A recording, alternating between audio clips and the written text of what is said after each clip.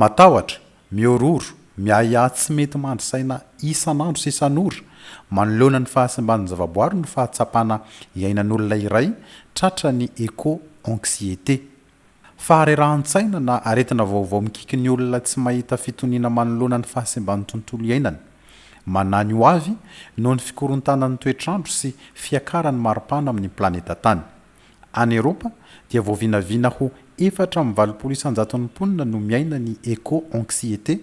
ka salataona tanora ny 1,7 mahery asa na 1,7 malagasy no efa tonga amin'izany fahatsapana izany manoloana ny faharavan'ny zavaboary eto amintsika eto Madagasikara mantsy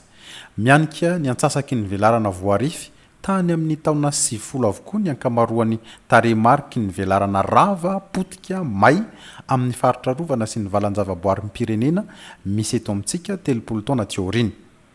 Menabiantimena Morondava sy Belo Morontsiribina ohatra ny refy roetsy hektara mahery no velaran'ny faritra arovana ao araka ny refy natao tamin'ny taona 2012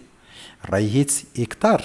no voamarina fa potika nanjavona tamin'ny taona 2022 vokatry ny fitrandrahana hazo tsy voarindra fandorana atiala hambolena voanjo sy katsaka doroala sy tanety isaky ny lohataony mbola misy malagasy tsy ho tratra ny éco-anxiété ve amin'ireo taremariky ny faharavany atiala sy ny afo isaky ny faritra sy faritra arovaneto ireo